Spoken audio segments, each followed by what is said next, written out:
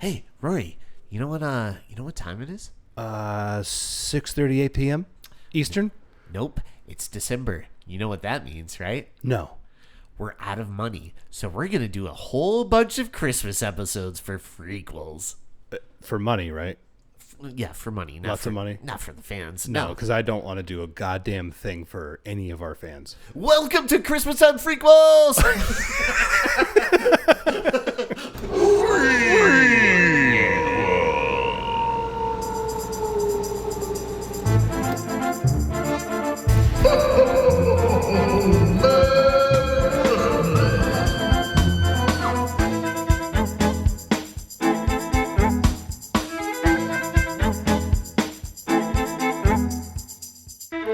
It's alive! It's alive! Hello, you beautiful freaks, and welcome to a brand new episode of Frequels. I'm EJ Leeson, and with me always is my handsome buddy, Rory Colorasi. How are you? I'm doing fantastic. Super excited to talk about a movie that just gave me a whole lot of deja vu. Yeah, right? It feels like a lot of deja vu. Let me ask you a question. Do you feel like we already did this episode, or at least like Yeah. maybe like 80% of this episode? No, it feels like we did this episode a lot. Okay. And today we have a very special guest, no stranger to the show. He's been on before. One of our favorite guests, host of the Cinematic Reel. You could check him out on Rotten Tomatoes. He gives awesome reviews. Mr. David Gonzalez. How are you, sir?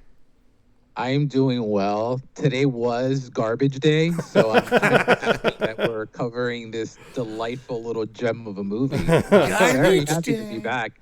Yeah. We're happy to have you back. Yeah, no, we're pumped to have you back so soon, too, because it was, only a couple episodes ago.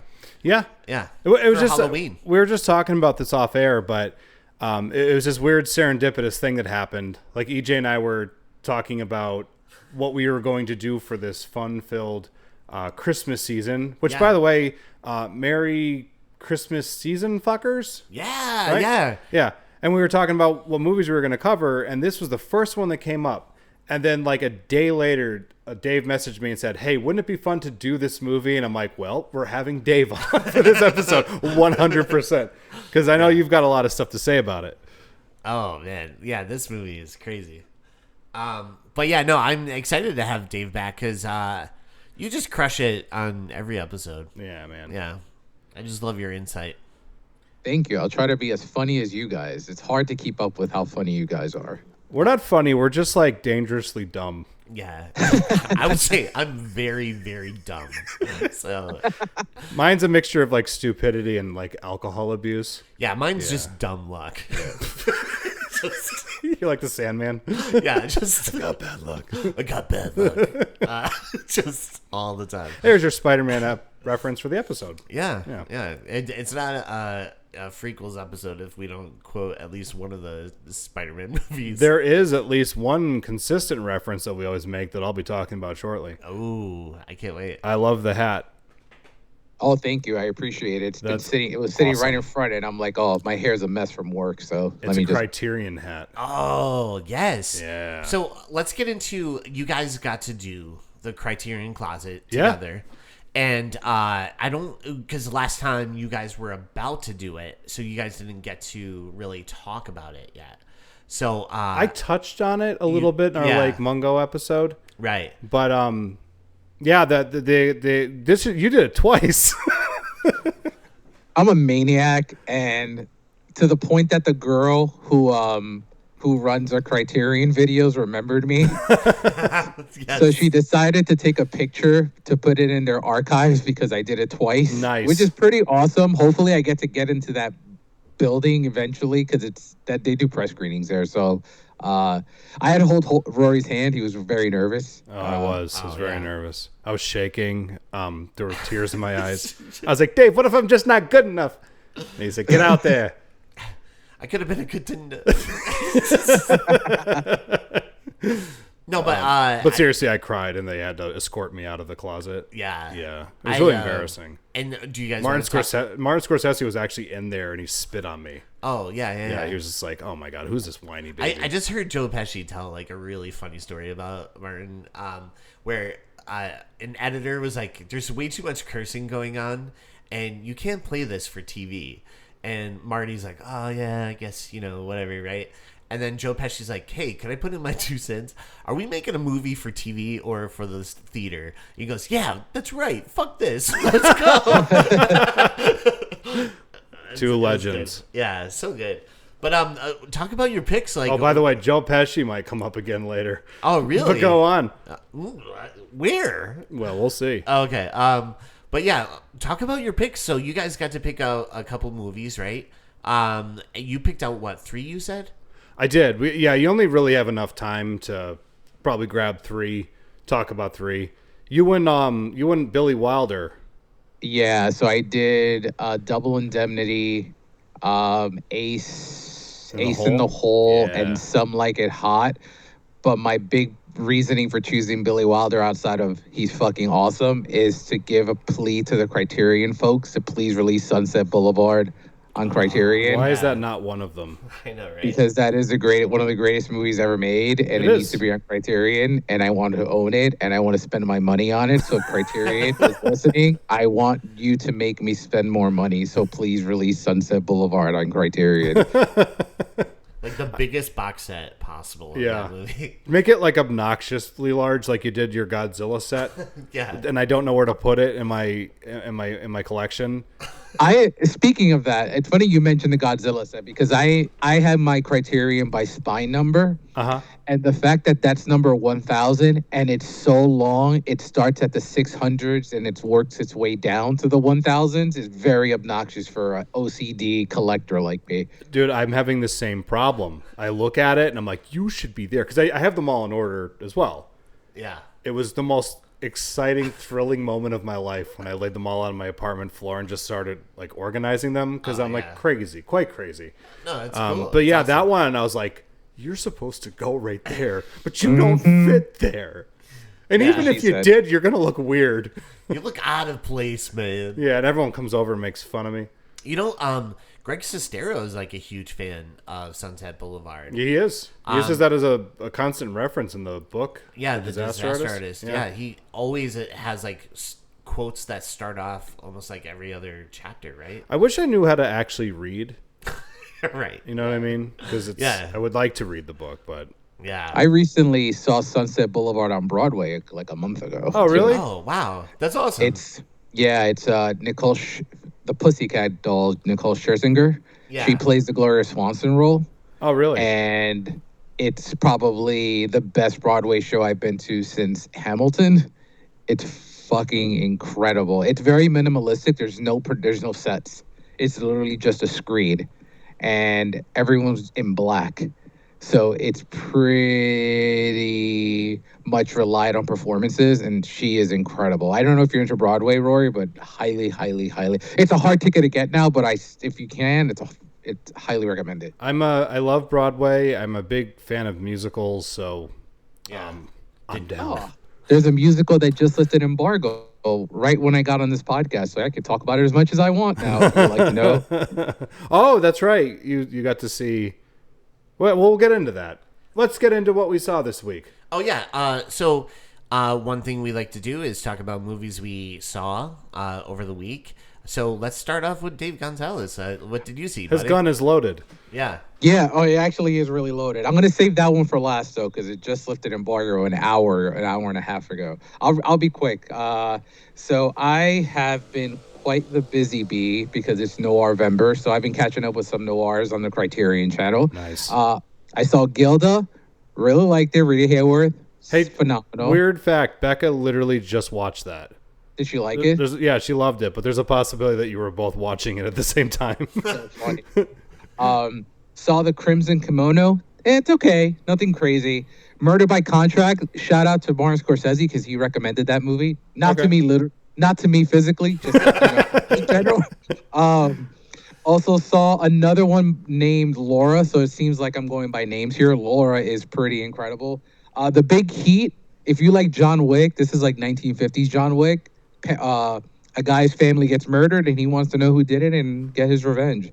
And then the last three I'll mention is I saw Juror number two, Rory. I don't know if all the guys are Oh, interested in Juror number yeah. two. I can't wait to see that. I don't know why this movie was not released in theaters nationwide, because this movie would have made like $150 million from every senior citizen in the ballpark. Like, this movie is 90s Clint Eastwood, like thriller Grisham style. It's so much fun. I had a good time with it.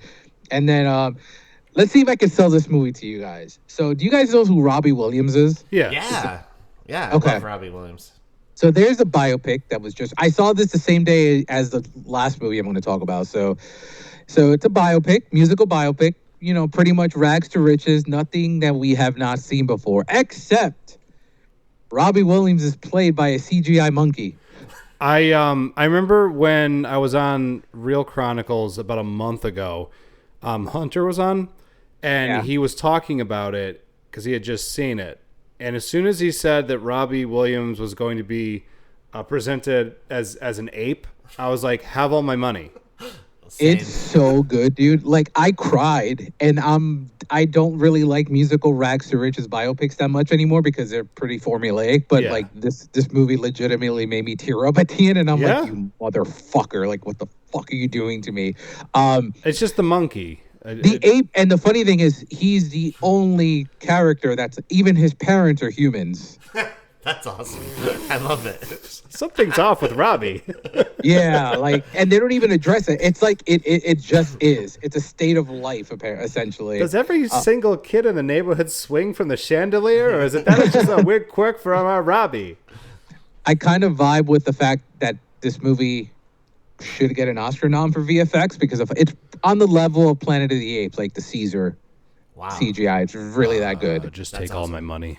Yeah. Yeah, Take I it think you're all. gonna. Yeah, outside, it's formulaic, but actually no, there's one third act scene, a battle with all the monkeys. So, Cool. I like that. Dave, I don't know if you know this about us or not. Both EJ and I both stand on this very firm. We love ape movies. Yeah. Movies featuring apes and I am a I huge do- Planet of the Apes fan. Yeah. same. Yeah. This new trilogy and new Kingdom is, I love those. Yeah. Yeah. And then the last movie is a musical, which kind of led with before. So I saw Wicked last week at Ooh. an Academy screening for it. Yeah. Yeah, this movie fucking rocks, like, on every level. I had zero expectation for this movie because I love the musical, and I know this is split into two parts. So, and this is 2 hours and 40 minutes. The entire musical is 2 hours and 45 minutes. So I was wondering why this movie was nearly 3 hours and only half the show. The movie is impressive on every level. The production design is incredible. You can count that it's over at the Oscars. It's winning production design. It's winning costumes. Ariana Grande, good Lord, dude. I had no idea she could act that spectacularly. Oh, wow. Her singing I knew was there. That's not even a question. But her performance is probably the funniest performance of the year, in my opinion. And Cynthia Erivo is phenomenal. Obviously, she's a great actress anyway. The final sequence, if you've seen the musical, have you seen Wicked, any of you guys? no. No. Okay, so there's a song called Defining Gravity, which is halftime. It leads to intermission at the show. That's exactly where the movie ends, and it's just as spectacular. I think this movie is going to make $1 bajillion, and it just hit Rotten Tomatoes. My review is up actually right now, and it is already certified at 93% on Rotten Tomatoes. Oh, wow. So, yeah, so Yeah. yeah, that's all I got. So Oh, that's awesome. Yeah. I'm actually really excited for it now. I wasn't until you said that it was really good. Yeah. Because honestly, like, I was watching the trailers and it wasn't really evoking anything out of me. I was just kind of like, oh, another Wizard of Oz movie. Ariana Grande gave an interview, and she was like, I love this musical since I was 10. It really got me into acting, because she used to act in, like, Nickelodeon shows Yeah. and stuff. But it was, like, a huge... And so the first day of shooting, she went and got, like, a, like, tattoo of the movie. Mm-hmm. And I was like, oh, man, that's really, like, dedication. So I like, anytime an actor feels, like, really into something. I know Suicide Squad, they all got tattoos too, whatever. But at the same time, I was like, oh, They got got stick-on tattoos because they knew what that movie was going to be. Great movie, great songs. If you don't like it, Rory, I'm coming to get you. No, dude, it doesn't take a lot for me to get into musicals. No, we're like musical bros. Yeah, we are. We always buy. Remember when we saw The Greatest Showman together, and for years we just kept buying each other Greatest Showman stuff? Yeah. This may tickle your pickle. The director of Better Man is the director of The Greatest Showman. Oh, really? Yeah. Oh, neato. Oh, awesome. Okay. Yeah. I'm excited. Yeah. How about you, Rory? What have you seen?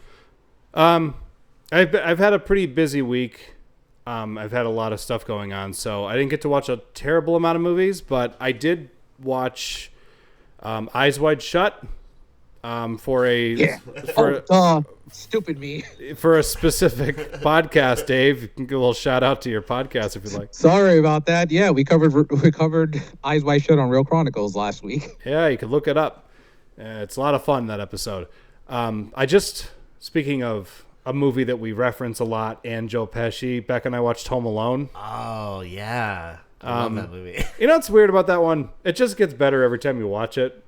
Yeah, it's amazing. It's one of the best movies ever. Yeah. I love that movie. I could watch it any day, and it's still amazing. Yeah, it's and I like that throughout the entire time we've been doing Frequels, that is without a doubt the movie that gets referenced the most, and I have no idea why. Yeah, that and Home Alone 2. Home Alone 2, yeah. I'm really excited. But definitely Home Alone. Yeah.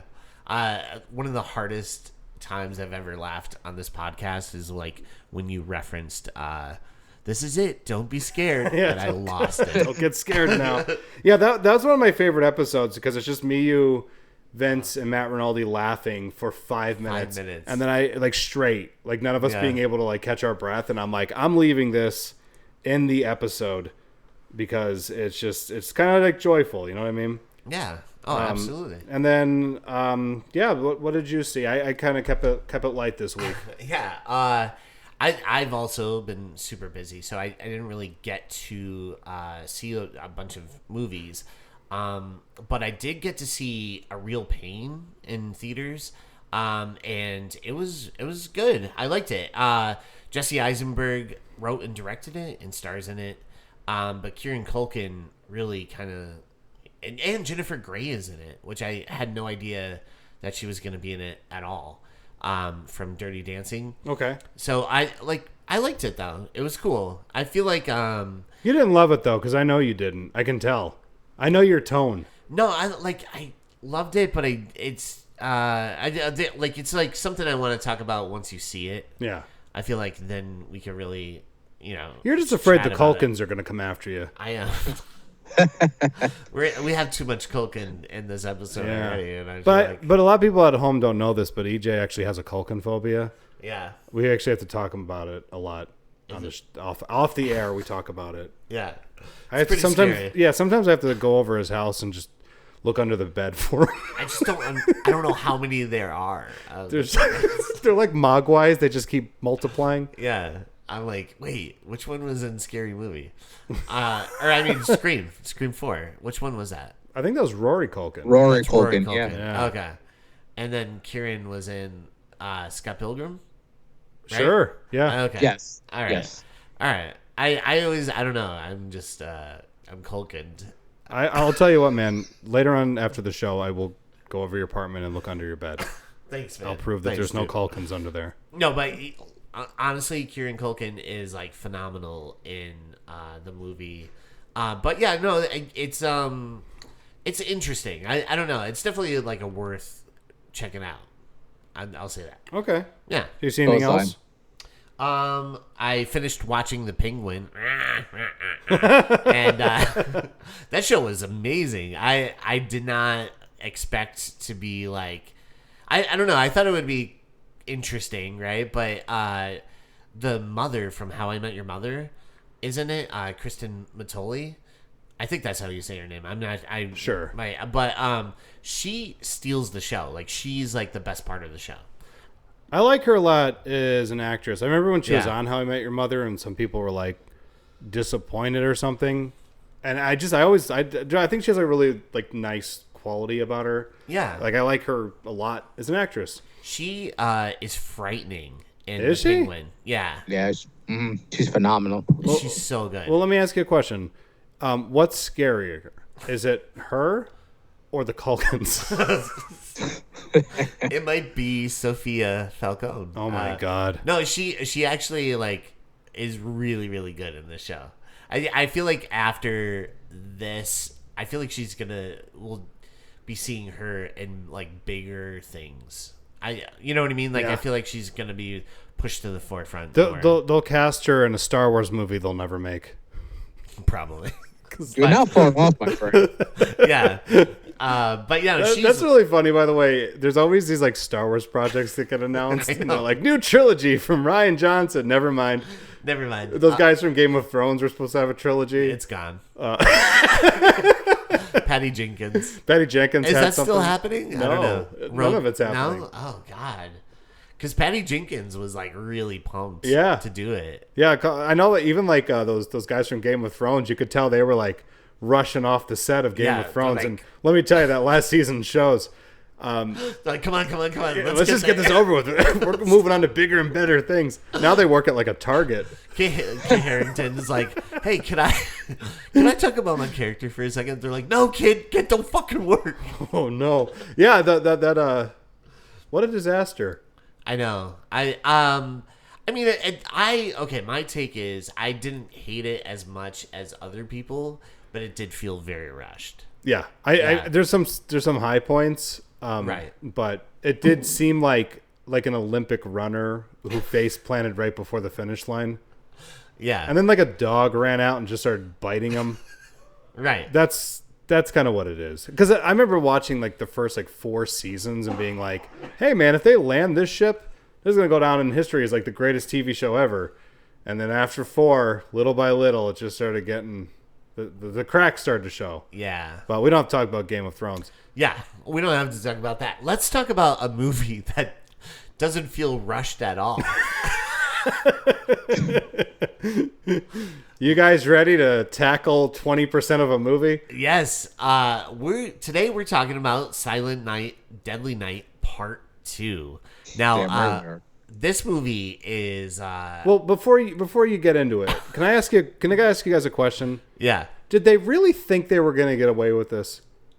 Yeah, I think they did. I think they did. Like, we're going to They make us. probably- Go ahead. Go ahead. No, I what were you was gonna gonna- say? I was gonna say they probably saw Halloween 2 and Friday the 13th Part 2, 3, and 4, and they're like, all right, they're recapping the end of the movie. You know what we're gonna do? Just recap the entire movie. They'll never know the difference. I was saying like before we started too, like it feels like they got a budget for half of a movie, and so they're like, most of it's gonna take place in a room, and then we're gonna show like the whole movie of the first one, but in like little parts, here and there. And then we have maybe like 30,000 to shoot outside for a couple scenes. EJ, what I love about you is that you have such an amazing heart that you're giving them credit for 50% of a movie. Yeah. Do you There's like guys have 20%. What? Yeah. Do you guys have the box? I have it. Do you guys have the box office of this movie? No. No. Do share. So this movie cost $250,000 to make. Not bad. That's actually relatively like Decent. decent. It made $154,000. Wow. Wait, what? Who bought tickets? Their parents? Wait, how much Yeah. did it make? $154,323 total. Wow. That's insane. And then they made a third one? The first one cost more and made more. The first one cost $750 and made 2.5 mil. They probably spent wow. more money on catering in the first one. I don't even know where the money went for this one, to be honest. I don't know. I mean, there's some cool special effects in it, right? But I don't know where the budget went for this. Probably catering. They probably had the same guy as the one from Dial of Destiny. Oh, Where'd God. all that money go? Yeah, where did that go? Oh, he's awful. But yeah, let's get into so this film starts with Ricky Cardwell, and he's getting a visit. That's his last name? Yeah, His last name's Carvel? No, not Carvel ice cream. Oh. It's Cardwell. Cardwell. Yeah. I thought you said Carvel. I was like, really? Yeah, Carvel The ice cake cream. guy? Yeah, the cake guy. They come from money. Yeah, I was like, what's his problem? So he's getting a visit from Dr. Bloom, who's a psychiatrist, and he's recording their session, / Ricky's confessional, and Ricky isn't too crazy about it. And I love the orderly. He's hilarious because he walks in and he's setting everything up, but he's like watching Ricky like very closely the whole time, and he's on like super high alert. And I love that at one point he even gives Ricky like the Dikembe Mutombo like finger wave, and I was just like, oh, this orderly rules. But Can I read you as far as the therapist goes? Yeah. Just a line of dialogue. He goes, "My name is Dr. Bloom, but you can call me Henry, or if it would make you feel more comfortable, you can just call me Doc." Ricky's response, "Fuck off, Doc." Fuck off, Doc. Which was actually one of Bugs Bunny's lesser beloved catchphrases. Yeah, Mel Blanc was like really pushing for it. One of his less popular catchphrases. Fuck off, Doc. And fuck off, Doc. So then we But that's actually real. Look it up. Yeah. Then we get into the movie, right? And the movie just recaps the events of the first film for at least 40 minutes of this movie, right? Like 30 to 40 minutes of this movie. It's so much to the point that if you were to turn this episode off right now and like just go listen to our review from last year, you're going to get the gist of this movie. Yes, because the first film is all about Billy, which is Ricky's older brother, and he becomes a deranged Santa. He dresses up as Santa and becomes a serial killer, going around killing people, saying naughty, and I think it's funny because like all the events of the first one, it's almost like in its entirety, and so it's not like you're just getting like quick glimpses of the movie. It's literally almost like every single scene is kind of like drawn out, like fully featured. They are padding this runtime. Yeah. Oh, they definitely are. Oh, you know what else I noticed at the beginning of the movie also is that the opening is very long.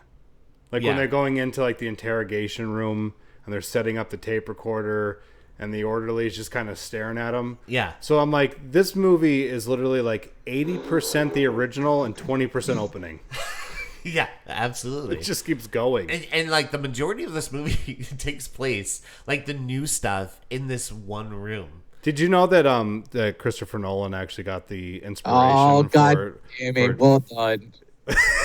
Well done, my friend. I had the same idea in my head. He actually got the inspiration for Dark Knight from watching this movie. Did you know that? Oh, I didn't know that. That's because I'm lying. Yeah. Yeah. Oh. Christopher Nolan never saw this movie. Well, I think someone else might have. Because, in between there are inserts of Ricky talking, and his acting is phenomenal. Do you have any thoughts on his acting, Dave? Yes, I wrote it down. That's brought up. I'm gonna let you know this man's name. Do you guys have his name? Or so No. His name's Eric Freeman, who does not have a Wikipedia page attached to his name, so that says a lot about his career. This guy gives one of maybe the most over the top performance in horror history, and this is a genre that has quite the over the top performances, and it's not just Garbage Day. It's his interrogation sequences, and you kind of nailed one, Rory, before. It's his delivery he goes to 25 and he never gets off that channel. That guy is like shooting. He's like a Broadway actor that's shooting for the nosebleeds in his performance, and he never reaches it. My God, this guy is something special. Are you going to try to find him and cast him in your next movie, Rory? I would love to have him in there. Oh my God. I just want him to read one line. Mother Superior got him a job at the local toy store. My favorite line is, "You're good, Doc, but I know all the moves." I'm like, what the hell is that? I picture a screenwriter actually like putting that into the final draft and being very proud of it. Yeah, they're like, It's like, yeah. yes. He's like, Exclamation point. little glass of whiskey, Yeah. smoking a cigarette. He's like, man, they told me I should have kept my job at the pharmacy, And but I'm a Hollywood screenwriter. And did you notice? He called his stepmother my old lady? Yeah, Yeah. that's my old lady. He's like, my old lady couldn't afford to send me to college. Oh. Like, what? Did you guys get married and I didn't know? Is this like, yeah. yeah. No, that's that term can be used for like a lover. Right. Like, it's funny because it is normally used for, like, your wife. I wish he was like the old ball and chain. The old ball and chain couldn't keep me down. I feel like he talks like a WWF wrestler. And when he laughs, he sounds like Ted DiBiase. He's like, $1 million man. And I'm like, whoa, chill, man. But I would like to think that Anne Rice, who wrote Interview with the Vampire, saw this movie and it inspired her, because there's like so many scenes where he's like talking and then it cuts back and like you see the doctors like changing the tapes. Yeah. And like he's like, I remember my life from back then. And I'm like, yeah, this feels very like Interview with the Vampire, right? Yeah, kind of. Yeah. Same quality. Yeah. Hey, you know what I also noticed? I like how it shows the date and it's like Christmas Eve. Yeah. And I'm like, the guy who did the scheduling for this must have been the same person that decided to have Michael Myers get transferred the night before Halloween. Oh, right. You Yeah. know? I'm like, why? You know, this day triggers our patience. We should transfer them on this day. Any other day, like Valentine's Day, maybe fill them up with a little bit of sentiment. You know what I mean? Right. Which is like, you remember the holiday that kind of reminds him of the worst days of his life? Yeah. He certainly will not lose his mind and go on a rampage. Not on this day. Hey, it's actually technically it's Christmas Eve. We didn't do it on Christmas Day. We're not stupid. Yeah. So then we see he finally finishes recapping the whole first movie, right? Like from beginning to end, and it's like 38 minutes later, and that's but dude, it's cool because you get to see Leanna Quigley again. Yes. So they can put her on the poster if they want. the shock jock. Yeah, from Barry part Sims 6. from Halloween: The Curse of Michael Myers. Did you know good old that? Barry Sims. Is that really Yeah. though? Yeah, that's Leanna Quigley's boyfriend in the first one that he kills.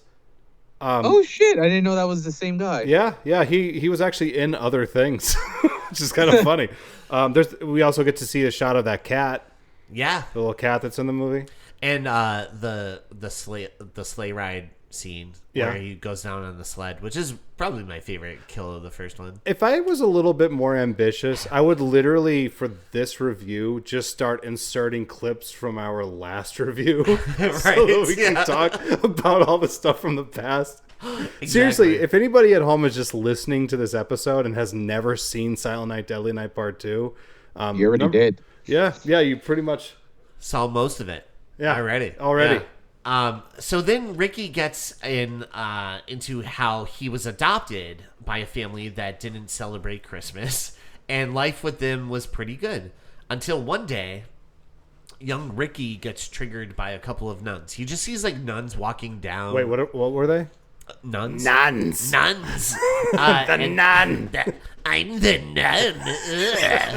nun. And so they are walking down the road, and he sees like a red cloth. And he's like, "Ugh!" And the mom's like, "Oh no, Ricky, calm down. And Because he's like triggered by red.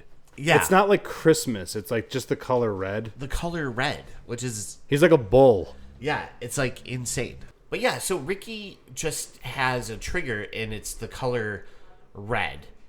And so the mom, they actually, his adopted parents, they grow concerned, but Sister Mary reassures them that all he needs is a stable environment and he will be better. Did you get a sense from the parents talking to the nun that it sort of starts off like the mom is like, I don't want this kid. And the dad's like, Like, no, we got to keep him. He's my son. And then, Yeah. like, midway Yeah. through the conversation, it switches. Yeah, it switches. Yeah. The dad's like, I don't want this crazy maniac of a kid. I couldn't talk. Yeah, no, but if you notice, the mom goes, "That's my line." Oh, we switched scripts. But then we switch to 5 years later, and his stepdad dies, which hits him pretty hard. At least he says, as he's standing there smiling, like he's like, and it hit me really hard, and it just shows him, and he's like smiling, looking down on the gravesite. Yeah, And so, he's like, yeah, like destroyed me on the inside. And he's Right. like doing a cartwheel. Yeah, like, oh yeah, it hit him really hard. Hey, before we go forward, can I ask you one question though about the whole recapping of the first movie? Yeah, Why does Ricky have Billy's memories? because Never thought of that. Yeah, I was Yeah. like watching it last time. I'm like, why does he remember this stuff? he's like my brother. He's like, Billy told me. I'm like, your brother died in front of you. Yeah, I don't You think didn't have time. He wasn't Yeah. like, hey, they're about to gun me down. Come here real quick. So I'm I gonna want to tell give you a you- recap. So Which makes you wonder. This one kid gets traumatized by these events of the end of the first one. There's so many sequel possibilities with all the kids that watch this Billy just get destroyed at the end of the first one. Yeah. They could have gone in that direction. Every single movie is a different kid that was traumatized by the event. He's doing something horrible. it's crazy. Yeah, no. This kid only peed in Kool-Aid, so that's all right. Remember that, like in the first movie, they talk about it. Obviously, where the old man who always volunteered as Santa, who was like he was a deaf man, and he went up to the kids, and then the cop shoots him in front of all the kids. Yeah. Yeah, like that is insanely traumatizing. enough. Yeah, you would think that was the worst thing that would ever happen to them for the rest of their life. right. But half hour later, Hour later. another Santa shot to death. So it's like, why does Santa keep getting shot to death? So one day we see where Ricky, he's still he's 17. He's walking along and he sees a couple having a picnic, and the guy turns out to be like a total d-bag. And then at one point he's like, I'm gonna go get my beer, and the girl's like, fought him off because he was getting too aggressive. Yeah, all the men in these movies are very handsy. Yeah. Oh, yeah. And so he goes to get a beer from his Jeep, and then Ricky's sitting in the Jeep, and he just, like, runs him over. And he keeps running him over So funny. numerous times. I love that wide. He's just like backing up and rolling over him again. He's just like, like going back and forth. And I think, like, it's weird because the girl, like, sees this, right? And Ricky gets out, and they, like, look at each other. And she does, like, the weirdest thing ever. She's not, like, freaked out, like, oh, you just murdered someone. She's like, Thank thank you." you. Thank you. Like, I'm like, what? I wish Ricky had some more narration where he's like, that girl got blamed for that guy's death because of me. Thank Be you. like, that girl, I fucked her right after that she left. So then, present day, Dr. Bloom hears a story and writes red car. Like, it goes back to him in the room.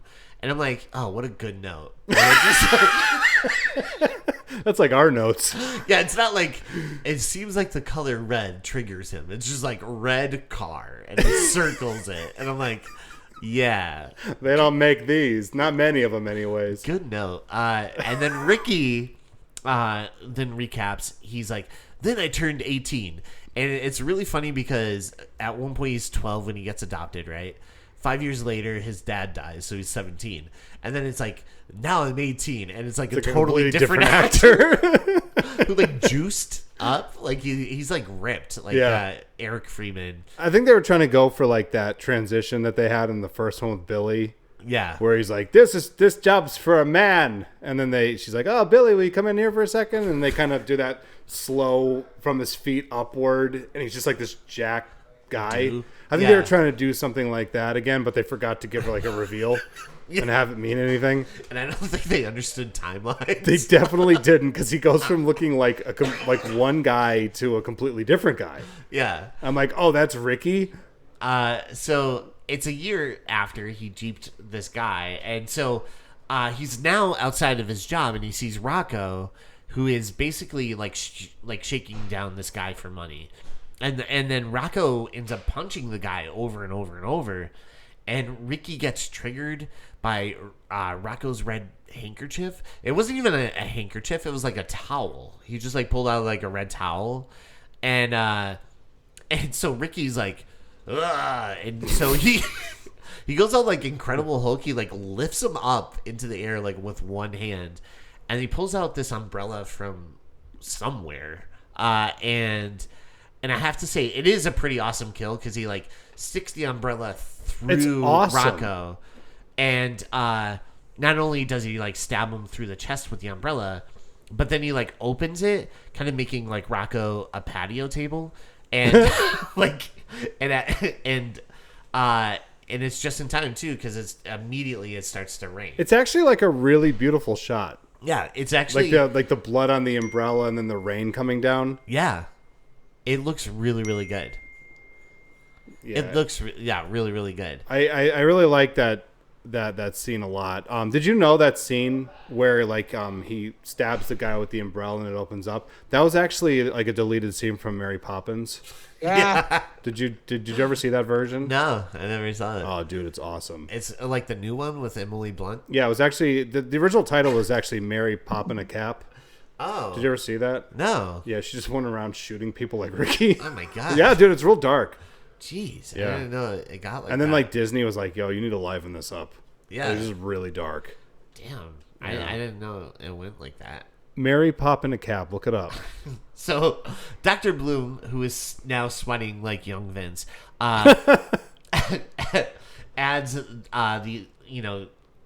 the different stuff to his notes. Then Dr. Bloom asks about Jennifer. He's like, "Hey, what do you know about this girl?" And he pulls out like an 8x10 headshot of the girl, like she was like an actress. I think they're like, "Oh, do we have time to like print out like a normal photo of her?" No, just use her headshot. Yeah, I got it laying around in the office. That's actually okay. The character Jennifer, that's Elizabeth, and I think her last name is Caden.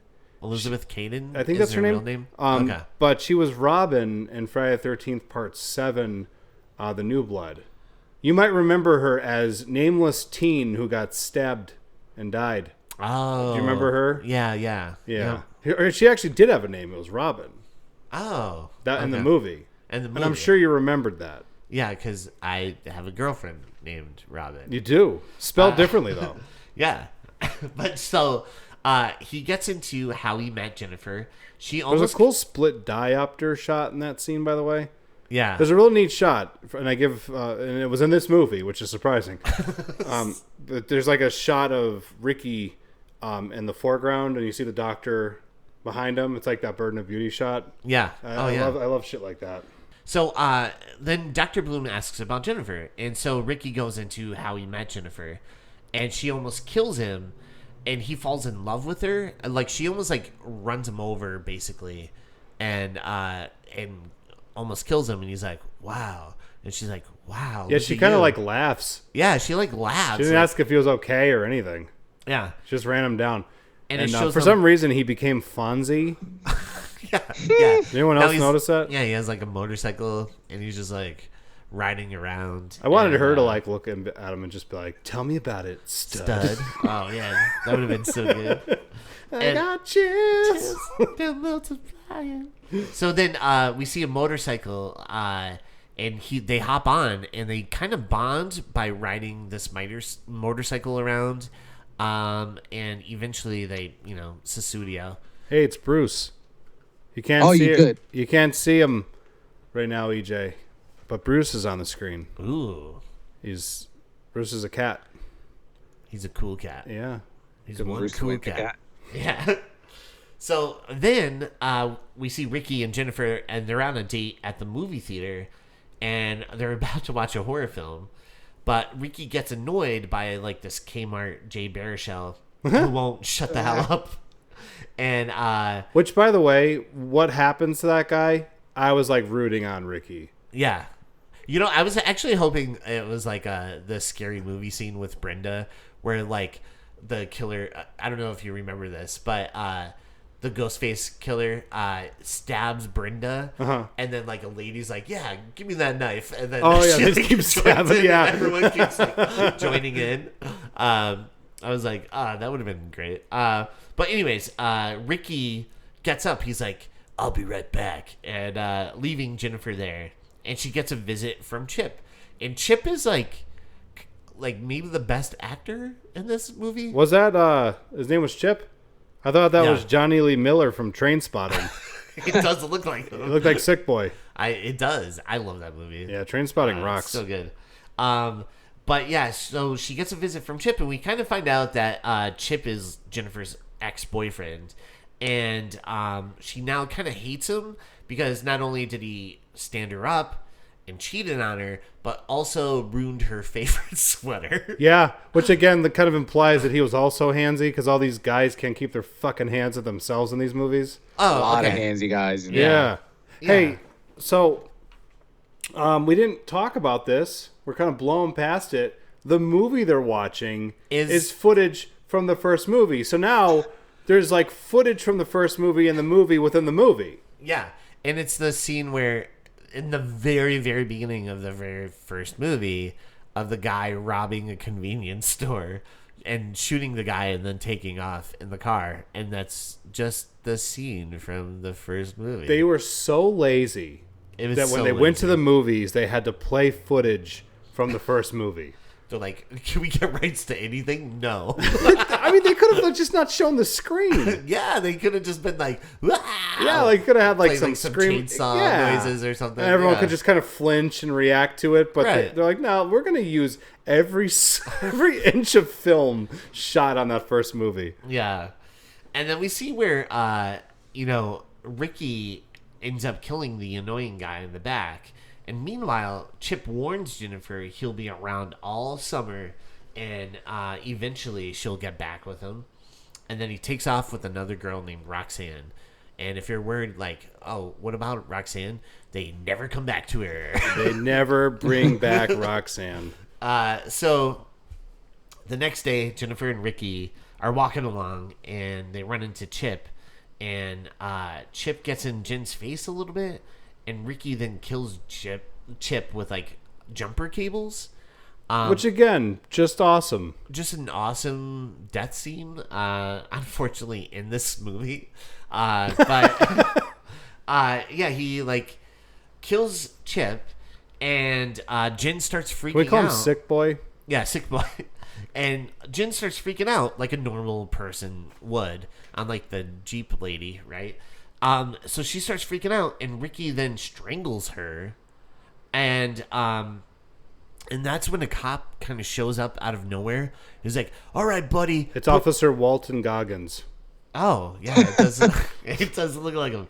And so he shows up, and Ricky grabs the gun out of the cop's hands and just shoots him right in the head. Like his whole life, it took him to realize what guns did because he just looks at it perpetually amazed. He's like, "Wow, cool!" The acting of Eric Freeman in this movie is like Larger than life. larger. Like I said, he's almost like a WWF wrestler, Kind or of. WWE wrestler, where he's just like more like roided up or something. I don't know. Like it's just like very extreme.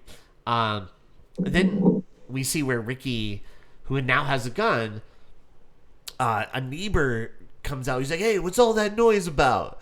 And it's like, "It was a gunshot, sir." But he Yeah, usually when I hear guns fire outside, I don't go outside. right. It's usually an indication to stay inside. But he like runs out. "What's this noise about?" And then Ricky just shoots him. What tarnation is that What sound? darnation was that? And so I guess he never heard of a gun either. And then Ricky, is just going around and he's shooting different people he comes across in the street. Like the guy taking out his garbage. This poor guy, I actually felt really bad. I always do feel bad for this guy. Do you? Because he's just taking out garbage. He's just like, Oh, I thought you meant because he was in this movie. oh, well, that too. I mean, but yeah, and then Ricky shoots him, and this is probably the most famous line, I would say. Like a lot of people quote. And what line is that, Dave? Garbage day. That was perfect. That was right on pitch. That was super good. And so, It's funny how celebrated that line is. Like, I Yeah. see that on T-shirts, Yeah. and that's it. Well, I remember that's the first thing I ever saw of any of these movies, even Yeah? the first. So when I saw the first one, I really liked it. And when I finally got to the second one, I'm like, oh, so this is literally the only good thing about this movie. And Yeah. it's not even that good because, the guy was just taking out the garbage, man. Poor Yeah. guy. Yeah, it wasn't like he deserved to die at all. Well, you know what I mean? you Like, know he what, wasn't though? like a jerk or anything. He didn't recycle, so Oh, yeah. okay. Yeah. So got Oh, what was that's coming true. to him. Yeah. And then eventually we see, this little girl, but he lets the little kid go, right? Like he doesn't kill the kid. But then he sees a red car driving down the road and he shoots at the car and This is one of my favorite moments in the whole movie. killing the driver. And then like the car just like explodes and For no good reason. for no reason at all. And it's just I Like don't know. nothing happened to the car, and then it just pauses, and then it blows up. So Ricky's walking along laughing, like the $1 Million Man. He's like, ah, ha, ha, ha, ha, ah, ha, ha, ha. And then he comes across a police barricade that's set up. And instead of like, pulling the gun on them, they're like, drop the gun, man, drop the gun. And he puts it to his head. I love all the generic lines now. Oh my god! Yeah. Yeah, all the cops are super like they have all the sympathy for him. Something they're like, you don't want to throw it all away. Yeah, you don't no. want to. One guy, I think he says, like, you don't want to commit suicide. Yeah, they're like, no, don't do it. Don't be a fool. But Ricky pulls the trigger, and there's no bullets left. And by the way, I've never met any cops that were like sympathetic at all. And anytime I'm like, oh, I forgot my license at home, they're like, all right, I'm still gonna have to write you up. We're gonna need you to step out of the Yeah. car, buddy. They start Yeah. whacking you with a nightstick. And remember, like 1 week you were with me, right? Oh yeah, you gotta hear the story, Dave. This is a fun memory. Yeah. So the one night we get pulled over because the cop thought I was like tailgating him. I was driving too close to him, and I was like dancing. You know how I am in the car a little bit. I Yeah. had like my arm up, and he was like, "Oh, you think you're funny? You're mocking me because I was going so slow." And I was like, "No, not at all." And then like 2 days later, we're in like Clark Summit, and we get pulled over. Now this is hilarious. So we get So pulled EJ over. gets pulled over twice in like 2 days. In 2 days, yeah. And the second time I was in the middle of moving, and so I had all my Halloween like decorations and costume stuff in the back seat. And so they're like, "Could you guys step out of the car?" I'm like, "Oh yeah, sure." And they're like, "Do you mind if we search your car?" I'm like, "Yeah, go for it." And then at one point I'm like, "Oh no, wait!" And I went, "Excuse me, wait. There's actually like a bunch of like knives and masks in the back. We're not like serial killers." He's like, are there any weapons in the car? And it's just like, well, there's like a machete and a hockey mask, but it's just not what you think. But it's not what you think. I'm in the middle of moving. I wish I could tell everybody that we're exaggerating on this, but that's literally what Literally happened. what happened. Like, Yeah. hold on a second. I know what you're thinking. But, And that kill list off to the side, don't worry about it. ignore it. It's a shopping list. I don't know. But yeah, cops are never sympathetic to me at all. No. I always get, and I don't even speed. I just feel like I just get pulled over for like the most random stuff. Because that one, they said my one light was out, and it was like a license plate. Remember, light, he's like, and I'm your tail light's out, and you're like, no, it's not. And then he whacked it with he a whacked it, nightstick. yeah. I thank God he didn't do that because that would be crazy. Start crying. I know. So anyways, as Ricky is walking along, he's like, "No, don't do it." And he has the gun to his head and he pulls the trigger, but luckily there's no bullets left. And so we flash forward now to the present day, and Ricky is talking to Dr. Bloom, and it turns out Dr. Bloom, in the meantime, while he was telling the story, Ricky strangled him to death. And you're just like, what? And so you're just like talking this whole time. And I don't know, it was weird. And then we hear him escape, and it's like generic sound effects in the background where they're like, "Oh no, he's escaping!" Loose. Yeah, He's escaping. He's doing it. So then, after all of this, it cuts to Sister Bloom with Detective Gabriel Burncream, who thinks Ricky will be going after Mother Superior. So they're like, yeah, you know what? I think she's going to be going... Ricky's probably going to go after her. So it's Christmas Eve, and Ricky takes out a bell ringer, and he makes a phone call to Mother Superior.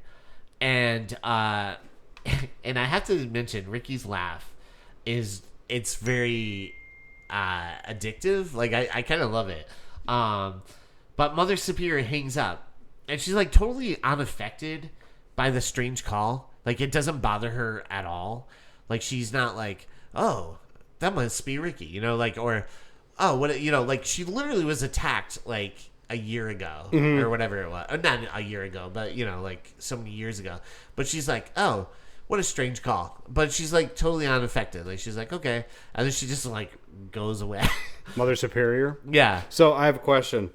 What happened to her face? I was going to say, why does she look like Robert the Bruce's father in Braveheart? Why? I mean, this movie. I guess it's purposeful. But man, did they paint Mother Superior as like the biggest villain since like Nurse Ratched and Michael Corleone?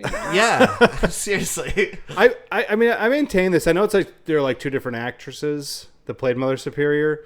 So when you show footage from the previous movie, it becomes very apparent when you recast. Yeah. But Mother Superior in the first movie, she's awesome. Like, that's like a really, really good performance. This one, she's just kind of like not as good. Yeah. She's not as good. She's okay. She's not fine. bad. Yeah. She's got a Halloween mask on her face, so she's doing the best she can. Yeah, and so then Ricky arrives and he chops down the door, and we see Mother Superior. She, you know, gets to the kitchen and grabs a knife, and she's like trying to protect herself, and she calls out Ricky. At this point, she's like, come out, Ricky!" Right? And did it bug you that he didn't say, "Here's Johnny"? Here's Ricky. Yeah. Here's something. Yeah, it was right there. It was. I mean, like, you can't say this is the kind of movie that wouldn't rip something off or reuse something. They would never rip off anything. This movie? No. And so, Ricky goes to kill her, and but we don't see what happens, and the police arrive, and Sister Mary. Oh wait, do we go past the part where Mother Superior falls down the steps? Oh well, yeah. Very funny. I thought that was very funny. At one point, he tries to hit her with the axe, but she jumps out of her chair and then falls down the stairs. But luckily, there was like a backup chair that she could get to the kitchen. Mm-hmm. But we don't see what happens to her because it kind of cuts away with like Ricky, and then that's when Sister Mary shows up. Who was like kind of like an important character in the first one, and she's relegated to nothing in this one. Yeah, which is crazy. It seems like she should have been maybe the main character. Yes. Do you know what I mean? Yeah. Or like maybe like get rid of the stupid Dr. Bloom character, and maybe she's talking to him. Right. Maybe trying to like reach out to him, trying to like find like the humanity in him or something. Do something. Yeah, be like a Dr. Loomis type character. Yeah, like a Billy. I know you're hurting and you've seen horrible things, but blah blah blah. Just do something with her, but they just don't do anything with her. Right. It's just like a waste of a character. Mm-hmm. But yeah, she ends up finding Mother Superior, and as soon as she's like, "Hey, what's up?" and she touches her shoulder, we see like the head kind of roll off of Mother Superior. I wish that's when Ricky was like, "She was truly the head of the church." Oh, that's a good line. That would have been a good line because she was decapitated. That's the joke. And so Ricky jumps out, but luckily the cops are there. Detective so-and-so. They never give him a name. No, of course not. And I'm surprised they didn't reuse a cop's name from the first one. Yeah, seriously. It's like Detective Burke or whatever. So they're able to shoot him a couple times, and he falls out the window and stuff, and you think he's dead, and that's when his eyes open and he smiles, And and that's the end of the movie. Yes, it was. Yes. That was the whole movie. This movie, if without the footage of the first one, would have been like a half hour. Yeah, it movie. would have been like a episode of television. Yeah. And then you think this movie ends now. You're like, all right, then series is over, franchise is over. What possible ideas could they come up with? And Rory, They're not good ideas for sure. no, they're not, and they have nothing to do with the events of these two movies. I'll say that. This is possibly one of the top tier worst franchises. I do enjoy the first two. I know this movie's got a shit ton of problems, but it's still enjoyable in like a schlocky kind of way. And I remember thinking 5 was pretty good, but those like in between movies I've seen and I don't remember a single frame. They're probably just all shots from the first one. Yeah, I've seen every single one as well. They are no bueno except the 5th one, which I have such a fun time with. We're gonna have to come back to that soon, Dave. Yeah. Silent Night, Deadly Night 5. But Dave, what did you think of Silent Night, Deadly Night Part 2? All right. So on a critical level, this movie's pretty awful. I gotta admit, though, I kind of had more fun watching it this time around than the first time I watched it. Sure. Like it seems like one of those movies that you can make fun of and have a good time with. But more importantly, you can watch a double feature of these two movies in less than 2 hours. Because all you have to do is fast forward about an hour into the second one and you already got your sequel. Yeah, that's very true. Someone should make like a super edit. Yeah, I think so. Just like the garbage cut. The garbage man cut. Yeah. Garbage day cut. I feel like it probably could have just been added on to the first one. Sure. If you wanted to. If you needed to see more. Yeah, I guess. Yeah. The first one's actually, I mean, I know it's like a trashy film and everything, but it did have something to say about like trauma fused with some sort of like Catholic / religious guilt, and then ultimately like generational trauma. Yeah. It's all buried underneath like a schlocky slasher film, but it had something to say. This movie was sort of like creatively bankrupt. Yeah. Is that a good way to put it? Creatively. Yeah. That sounds as accurate as anyone could describe this movie. There's zero creativity. Because they're like, hey, it'd be really cool, that scene from the first movie. All of the first movie. Which scene? All of it. At one point we were watching it, and Becca was like, she's like, wait, isn't this like a sequel? There's like that elongated sequence of when he's in Ira's toy store, when they're showing Billy. Yeah. And it's like the whole fucking section of the movie, and she's like, wasn't this like a sequel? I'm like, it's supposed to be. It's supposed to be. So Dave, like, where would you, how would you sum this movie up as far as how you feel about it? All right. So if you are a fan of garbage, if you're a fan of toys, if you're a fan of Santa Claus, and if you're a fan of evil nuns, well, this is the movie for you. There you go. How about you, EJ? This movie is weird. I wanted to clarify. I had to look it up because you're like Cardwell, right? Well, in the original movie, Ricky's surname was Chapman, and then for some reason they changed it to Cardwell in the second one. Is that like the Foster family's name? No, because they were the Rosenbergs. Okay, so like they just didn't even bother to. Right. Like it seems like they watched enough of the first movie. They should have grabbed that last name. Used all of the first movie. They should have missed known that somehow. Yeah, they should have been like, "Hey, you know what? We should do a double check on the first name. I think it's like Caldwell or something. It doesn't matter." Hey, one thing about Ricky's family. Do you remember at the beginning, like when they first show the family adopted them, and they're playing like the scratched up home movies? Yeah. Did you want to hear the Wonder Years theme? What would you do if I sang out of tune? Would you stand up and walk out on me? Now we're getting sued. Oh shit! Yeah, that's the Beatles, man. Yeah. Oh, they're gonna come down on us hard. They come down hard on people. Paul's gonna show up at the door with like a crowbar. He'll be like, "Hi, I heard you're using my song. You're using my song. You're using my song." Get him, Ringo. Ringo shows up, just beats the shit out of us. He's a strong arm.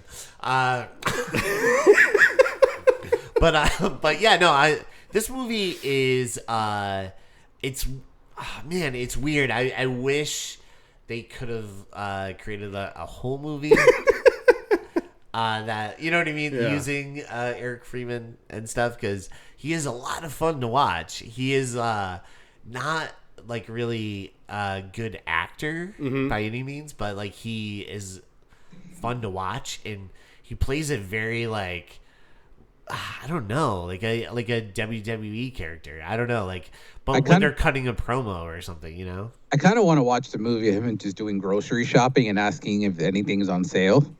Yeah. Like, is the watermelon on sale? Sale? It's like, I got all the right moves. But yeah, no, this movie is out of control, man. It's really bizarre. I enjoyed his performance. I liked Chip. I thought he was pretty good. Sick boy. Yeah, and that's, I don't know. There's a couple cool kills. Yeah, I'll definitely give it that. Yeah, the umbrella kill is probably one of the coolest ones. Yeah, and it's kind of beautifully shot too. Yeah, there's like a moment where this movie, I'm like, oh, like you guys are actually doing something. That's a beautiful shot. Yeah, not being sarcastic. Yeah. Was this like it reminded me of like you know, like certain canon films, like kind of like Death Spa a little bit, but maybe like yeah. You know what I mean? Could have fit into that world. Yeah. It's still a little bit... It's still a better told story than Death Spa. Oh, man. You really don't like that. It's not that I dislike I like Death Spa. I did too. There's a lot of plot in that movie. Yeah. Way too much plot. Want to hear my thoughts? Yeah. So, with this movie, it's truly garbage day. Garbage day! No, it's... It is. So I asked you a question at the beginning. I'm like, did these filmmakers really think they were going to get away with this? Because it's one of those things where you watch it and you're just like, I don't know. Like, did they think it wasn't going to rub anybody the wrong way? That they just like basically put the entirety of the first movie into their sequel? Yeah. You know, it's like sometimes they say like, oh, if you're going to like make a sequel, aim for like The Empire Strikes Back or like The Dark Knight. This should be on that list of, if you're going to do a sequel, don't do that. Don't. Yeah. You know? But I will say, though, the footage, like the actual sequel with Ricky. Yeah. Aside from the fact that I hate that it's in like some weird area of California and doesn't really have any of that Christmas vibe to it. It is a fun, schlocky movie. Yes. Like, it's weird watching Ricky just walk down a street shooting people. And I don't know why, but him stabbing somebody with an umbrella is lots of fun, and him shooting people around the neighborhood is a little unsettling. Yeah. Because that's like real life uncomfortable stuff. But his performance, as you said, it's a lot of fun, and it's a lot of fun to do. Mm-hmm. And it's a short movie. Yeah. It's a really short movie. Yeah. It's an hour in 27 minutes. Didn't or even something. crack the hour 30, and I was grateful. But and 38 minutes of it. Oh, was it? Yeah. The first movie. Yeah. About that. 38, 40. Yeah. 50, who knows. So. But it is a anomaly in the horror world. Yeah. I can't think of another horror film sequel that literally is just the first movie. Literally. Sometimes people complain about the sequels ripping off the first movie in the sense that they just copy the structure. This movie's like, hold my beer. We're doing the whole fucking movie. Like, all of it. Yeah. But, still fun. Right. I like the fact that Garbage Day has taken on a life of its own. Yeah. It's definitely, it seems like the line of the series. Like, there's certain lines that certain movie series will have. Like a famous line or something. Yeah. And I feel like, that's like the big line. My favorites are naughty, naughty, punish. And And that's it. Yeah. That's all the lines. And then Garbage Day. Yeah, the first movie is definitely way, way, way, way better. It's like a legit flick. Yeah, it's legit. It's awesome. It's goofy. It's sleazy, but it's like... Yeah. It is... If you watch that movie, watch it like open-minded. It's saying stuff. Right. And it does it very well. It's just... It's basically just... It's just... You lose track of what they're trying to say because of all the sleaziness. Yeah. Which makes it kind of unique and special. Like, I love that first one. One fun fact that I saw on IMDb. Well, there was like a couple funny things. So the cinematographer played the bell ringer in the movie because the actor who originally was supposed to do it never showed up. So that's why he had to step in to do it. That seems like the kind of production this is. Yeah. Some guy's just like, wow, I get to be in a movie. When do I get to read the script? Oh, this is the fucking movie? I don't get it. This is the first movie. This. Yeah. This is going to follow me for the rest of my career. But yeah, that's just one fact that stood out. I have a fact. Yeah. So the first one was made in 1984. They waited until 1987 to make a sequel. Yeah. I was surprised by that. I felt like, because Becca asked me, like, when was this made? And I was like, probably like 85, 86. That's what I thought, yeah. Pretty quick. Because like Friday the 13th, that franchise was pumping them out yearly. Yeah. This one, I thought they were going to at least like be, go down that road. But they waited a while. I was surprised. Yeah. They showed restraint. They made the fans want it. And then they got it, and they're like, well, maybe we didn't want this. They're like, wait, I could have just watched the first one again. I feel like I've seen this movie before. Yeah. Can you imagine like if they do like what they do now and just do like whatever Lowe's Theater just offered a double feature? Yeah. Oh, God. Yeah. You watch the first one and then you start the second one. You're like, what the fuck? What? I just watched this. It's crazy. All right. One thing we like to do is give emojis for the movie. Mr. Dave Gonzalez, would you like to go first? This is so easy. Just the garbage guy emoji. Yes. Love it. And then Rory? I have a Santa. Yeah. I have an axe. Same. I have a cat. Oh, yeah. Garbage can. Dope. And then I did those same emojis again. Oh, that's great. LOL. If you want to know my emojis, just listen to the first episode that we did of Silent Night, Deadly Night. Well played. Thank you. Well played. Thank you very much. All right, let's get into plugs. Dave, what would you like to plug? You're nothing coming up real big except my review of Wicked is now available at thecinematicsbureau.com. Also, you can find my work on Rotten Tomatoes. Look for the 300th episode of the podcast coming in December. Thanks Awesome. again for having me. This is always a fun time. Yeah, man. Yeah, thank you so much for coming on and making the time. I know you're a super busy guy, so we really, really, really appreciate it. Yeah, I'll be seeing you tomorrow for. You damn right you will. Yeah, we're going on a little adventure. It's a universal. Where are we going, Roy? You can tell the folks. Yeah, it's a press screening. Is that what it is? It's a press screening. A press screening for Nosferatu. And you mentioned you sent me that message, and my brain almost exploded because like that's like the movie I'm looking forward to the most this year, and it doesn't even come out until like Christmas. I'm such a huge fan of Robert I told Jen that her RSVP +1 was disqualified immediately when I. I love Robert Eggers as a filmmaker. Yeah, I think he's one of the best out there. So detailed and like just such a firm, confident grasp of like the cinematic language, you know? Yeah, and he does The Lighthouse is like kind of like a horror film, right? Ish. Like Lovecraftian in a way, right? And I feel like like even like Lynchian sometimes. Yeah, Lynch. Yeah, definitely. And so I feel like this is going to be so cool to see. I feel like he's going to make vampires actually like somewhat scary, giving them like some intimidation. You know. I feel like doing gothic horror is so cool. There's nobody better suited for this project. Yeah. Like I think he's just gonna knock it out of the park. But I have some plugs. I got them. I got Raven View Productions. That's my film production company. Hell yeah. The company we put these fucking episodes out. Hell through, yeah. You know, if And, you're listening, and your movie. Yeah. Your short film. Yeah, Burden of Beauty. Yeah, and then be looking forward to some new and exciting stuff coming up soon. Fourth Cut Reviews is a film review site from our keyboard warrior friend, Mr. Chris Conforti. Chris Conforti. We got Variant Season. Our buddy Will Perna's awesome rock band. Will Perna. Crushing it. Gravy Diggers. They bring you the pot pies you're lucky to survive. Hey, Real Chronicles is on my list normally, but you already plugged your own stuff, Dave. I tried. You got it. And then I got, of course, the only thing worth talking about in this disgusting world we live in, Kitties of NEPA Pet Rescue.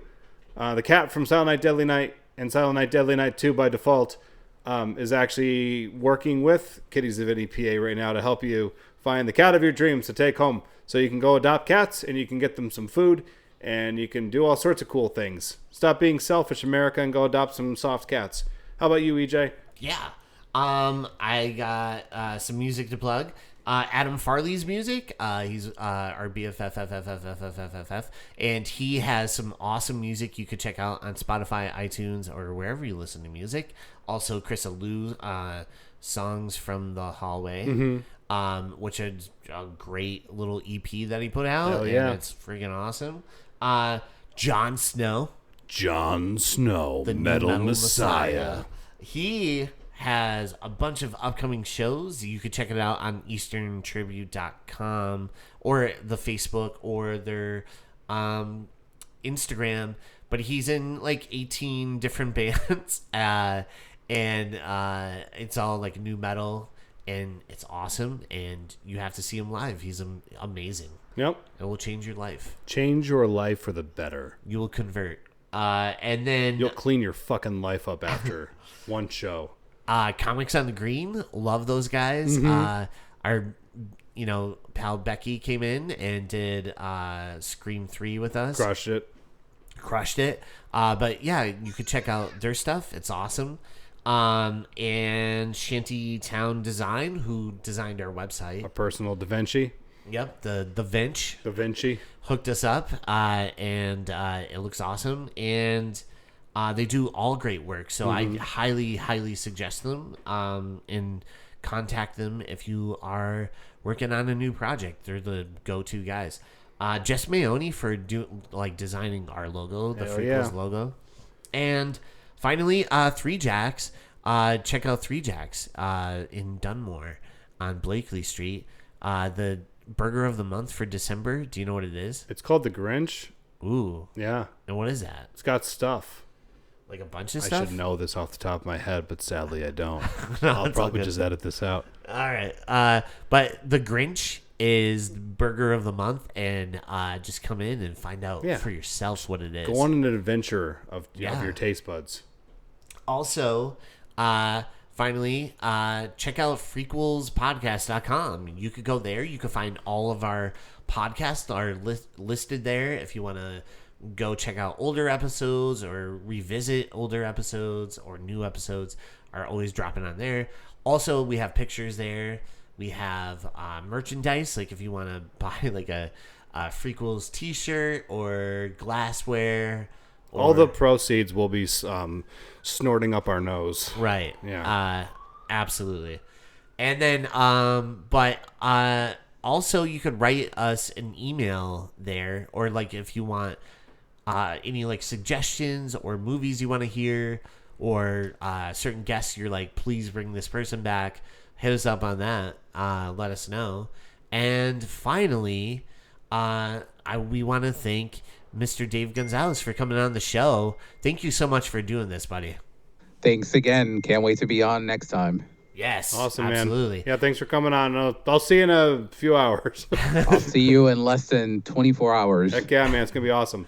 And so thank you so much for doing this. We love you. And thank you guys all at home for listening. And again, thank you for listening to Frequels Garbage Day. Yeah. Love it. It's alive.